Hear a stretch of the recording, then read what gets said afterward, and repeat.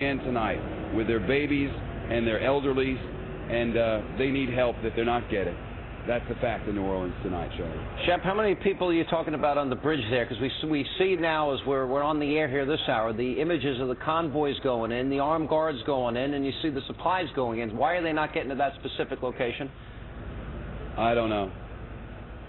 Yeah, but we know for a fact that there's and how many people specifically are there? Hundreds and hundreds and hundreds and hundreds of them. See, the thing is, people don't know where to go now. They're not being told where to go. 2 days ago, I was on that same bridge at exit 235 saying there were thousands of people there then who didn't know where to go. They went to the Superdome. They were told no. The federal government finally stepped up and said, no, don't go to the Superdome, but they weren't told where to go. So they sit there. It may be because they were worried about chaos in other places if too many people were gathered. There's just no answer to that question. It's one of the first stories I've ever covered where questions as simple as, why do the people on the easily accessible bridge not get food and water, and don't even get instructions of where to go to get food and water and medical attention? It's the first time I've ever not known the answer to that, and I'm not sure there is an answer. There may be nowhere for them to go yet. Where do you go to get those answers? Who's in charge? Who do you ask? Where do you go to get information? I don't know, Sean. Alan, there's a command center here, and I guarantee you they're doing their dead level best with what they have to work with. There are lots and lots of rescue workers in town. There's lots of food, but there are lots of people who are not getting it. And why is that? I wish I knew, Alan and Sean. I don't know. Are volunteers needed? Is anything people can do to help? Are more people needed there to help distribute? If there are hundreds of people on bridges and on freeways who are living outside with tiny babies who aren't getting formula and elderly people who need medicine, yes, they are needed. How can you help? I think the answer is to send money to relief organizations. But you know, I don't want to sound crazy about this tonight. But Alan and Sean, we've seen this and we can smell it, and it's I don't know. All right, Shep Smith in New Orleans tonight. Thanks, Shep. And joining us now from outside the convention center in New Orleans is our very own Geraldo Rivera, who's on the ground from earlier today. Geraldo. Sean, I can't emphasize what Shep just said enough. He said it exactly right. There's no earthly answer that anyone can understand why these people, after 6 days, are still in this filthy, miserable convention center. Why are they still here? There's the freeway here. I tell you what I would have done.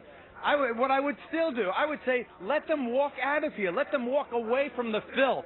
Let them walk away from the devastation. Let them walk away from the dead bodies in here. They say they're on the second floor in the freezer. I've been on the first floor. It's like Willowbrook in there.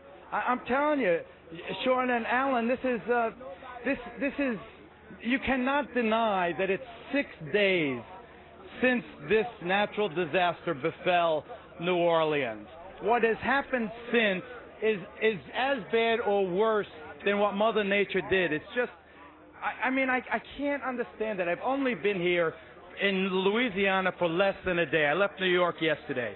But coming to the convention center, it is as if time stopped. It's as if I'm back and it's Wednesday.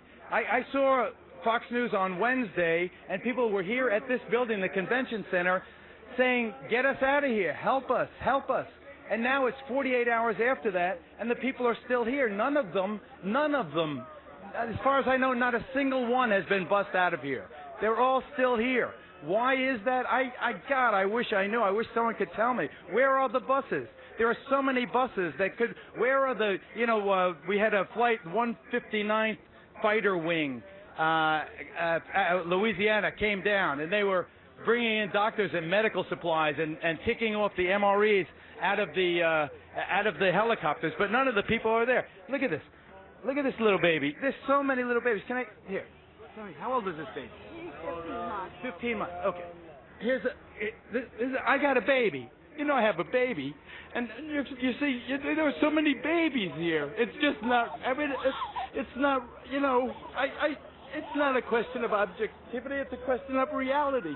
This is how do you I don't know, man. Let them walk out of here. Let them walk the hell out of here. Let them get on that interstate and walk out, walk someplace, walk to the Walmart on the other side of the river, walk to some other town, walk someplace where you can help them. All you got here is thousands and thousands of people who have desperate needs 6 days later. These people in the same clothes. Where do you think they're going to the bathroom? They don't wash their hands. They don't wash their face. These babies. What the hell? All right, Geraldo, hang on right there. Chef, we go back to Shepard Smith is also in New Orleans. Shepard. They won't let them walk out of there because I'm standing right above that convention center. And what they've done is they've locked them in there. The government said, you go here and you'll get help. Or you go in that Superdome and you'll get help. And they didn't get help. They got locked in there, and they watched people being killed around them, and they watched people starving, and they watched elderly people not get any medicine. And now they know it's happening because we've been telling them repeatedly over and over every day. And you know what they're doing now? And I'm not blaming anyone. I'm telling you what's happening. They have set up a checkpoint at the bottom of this bridge. This is the bridge that takes you from New Orleans over into Gretna, from Orleans Parish into Jefferson's Parish.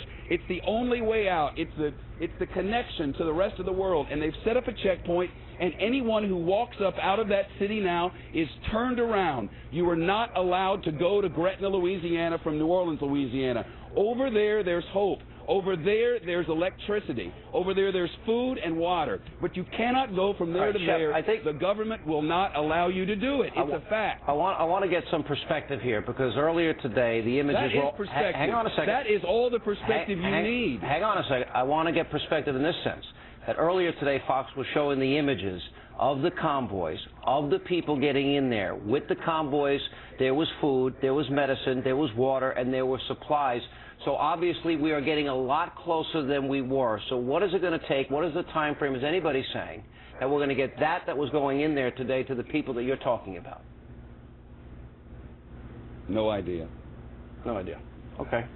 Because that's what needs to be done. Obviously, it's clear that there is an effort. You hit the nail on the head. We've been saying that's what needs to be done every day. Everyone here knows that's what needs to be done. I'm sure every caring human being who is out here volunteering his time, or who wears a badge for a living because he loves his fellow man, or who goes out to fight fires because he loves his fellow man, wants people to get help, but they're not getting it.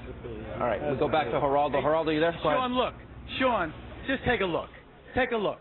I want everyone in the world to see 6 days after Katrina swept through this city, 5 days after the levee collapsed, this baby, how old is this baby? 10 months old. And where's your missing twins?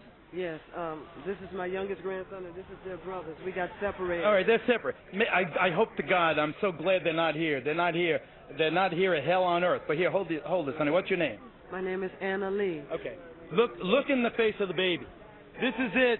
This is it. No sugarcoating, no political spin, no Republicans or Democrats. People suffering. Let them go. Let them out of here. Let them go. Let them walk over this damn interstate and let them out of here. All right. Thanks, Geraldo. Appreciate it. We appreciate it from New Orleans tonight. And we are now joined with an update from New Orleans International Airport from our own Anita Vogel is standing by. Anita.